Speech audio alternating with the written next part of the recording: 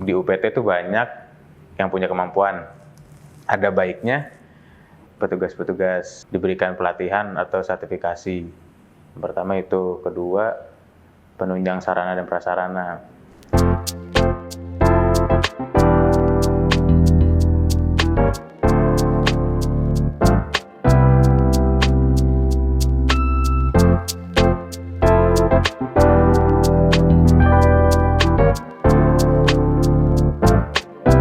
Nama saya Alvisya, biasa dipanggil di sini Alvis. Saya CPNS 2019 dan mulai bertugas di Rutan 1 Cipinang dari awal tahun 2021.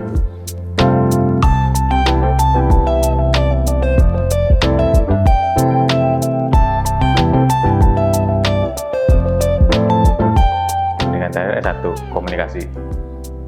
Pengalaman saya sebelum masuk sini, yang paling lama sih jadi freelance graphic designer, terus yang terakhir di anak perusahaan BUMN.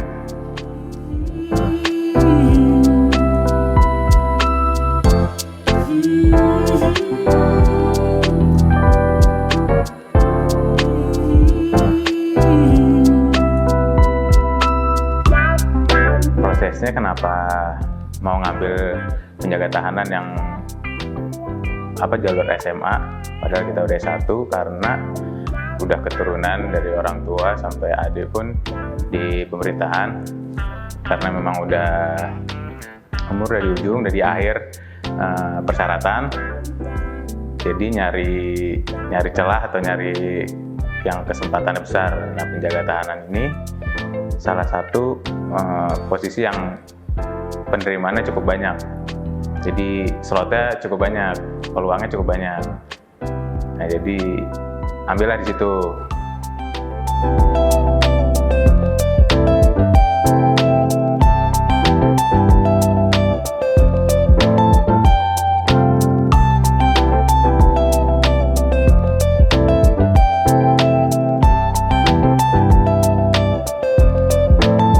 Yang jelas banyak tahu loh, ternyata warga atau napi di dalam tuh nggak cuma dikurung, tapi mereka di dalam punya banyak aktivitas, kegiatan, dan segala macam.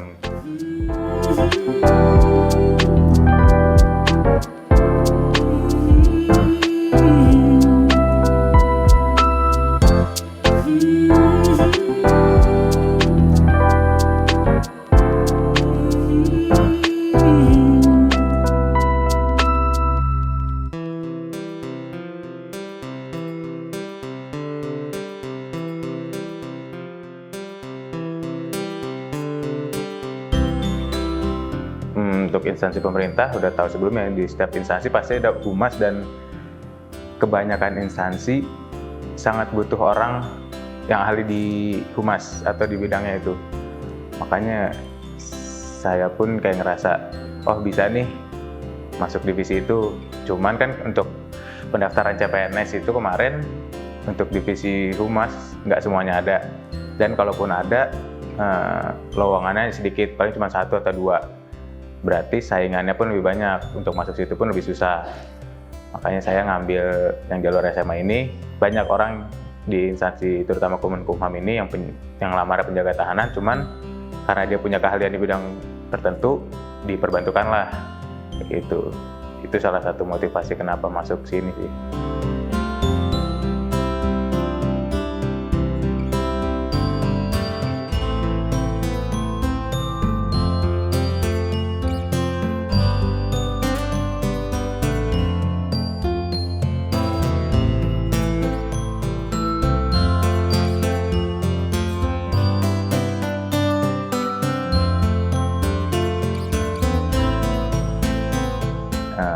Tugas di sini selama 9-10 bulan ini, jadi tahu ternyata pekerjaan humas di sini seperti apa. Kumham ini atau Rutan Cipinang ini kan kita punya kayak pakem-pakem dari pusat segala macam, dan kita nggak bisa sembarangan ngikutin tren yang ada gitu. Kita lebih banyak namanya sosialisasi, gimana caranya orang di luar tahu loh kehidupan di dalam seperti apa. Kehidupan di dalam itu tidak buruk sebagai pandangan-pandangan orang. Tugas utamanya intinya membuat image instansi kita baik di masyarakat kan. Ya, kita di sini pun nggak cuma yang lewat sosial media. Kita pernah terjun langsung seperti ada kegiatan sebelumnya tuh ada baksos. Dan itu nggak cuma Rutan Cipinang, bahkan sampai ke tingkat pusat kementerian pun melakukannya segala macam. Dan kita juga di pintu utama di Wasri kita standby petugas namanya Ankomas. Jadi warga atau masyarakat yang ingin merasakan atau berkunjung sini dan menerima layanannya bisa berhadapan dengan atau bisa bertemu dengan petugas-petugas tersebut.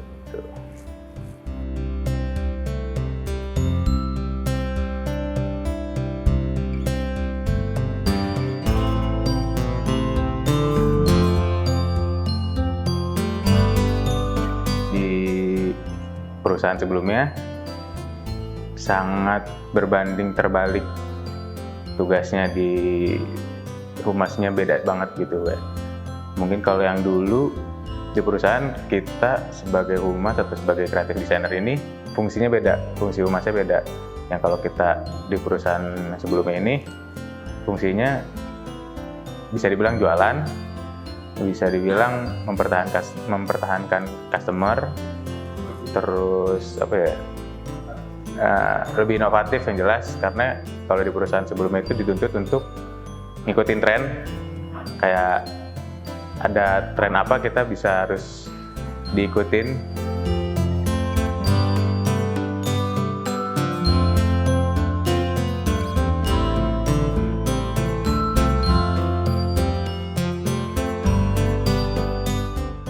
Cara kerja di sebelumnya itu kita bisa kerja dari mana aja, kapan aja, yang penting kerjaan kita selesai dalam waktu yang sesuai.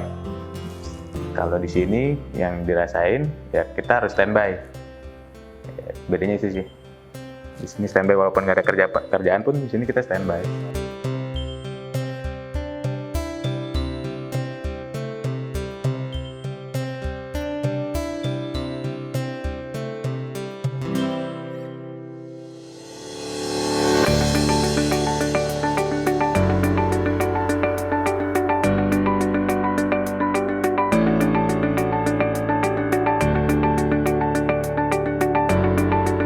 Perbedaannya kalau di sini kita masih pakai device sendiri, device pribadi, dan ya kalau kita perbandingin sama yang kemarin kan sebenarnya bukan instansi pemerintah tapi emang BUMN, Badan Usaha Milik Negara, badan usaha tuh di treat bisa dibilang apa ya,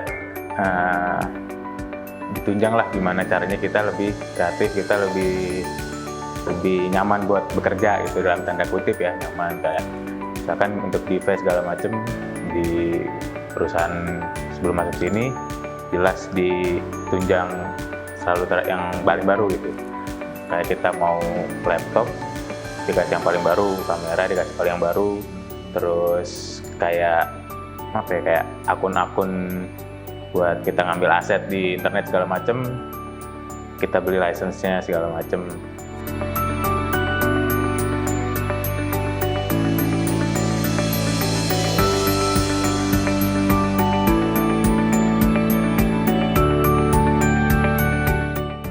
Ada baiknya mungkin yang bisa diterapin di sini, kalau saya bandingin dari yang sebelumnya itu di culture-nya atau di budaya kerjanya.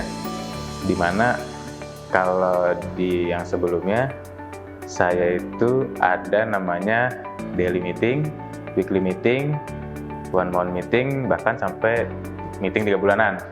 Nah, mungkin bisa diterapin sini, dimana setiap hari kita meeting untuk apa yang mau kita kerjakan hari ini. Terus di meeting mingguan kita bisa evaluasi seminggu belakang seperti apa, target seminggu depan seperti apa.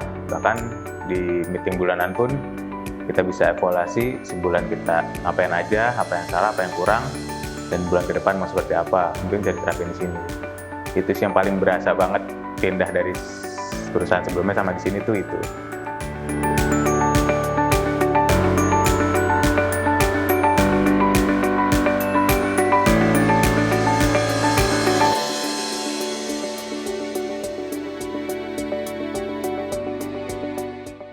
tadi mungkin kekurangannya karena terutama di UPT ya, karena di UPT kan tingkat yang di bawah gitu, maksudnya posisi secara struktural sarannya sih lebih diperhatikan di bidang humas atau IT-nya ya, bisa dibilang gitu, kayak sosmednya segala macam. Orang-orang di situ di UPT tuh banyak yang punya kemampuan.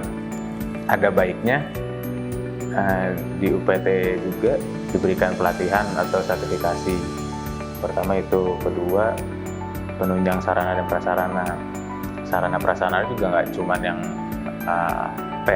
perangkat keras gitu kayak komputer atau laptop, tapi kayak aset-aset digital segala macam kan kita juga butuh, kayak ya buat beli license-nya segala macam, kalau bisa diperhatikan.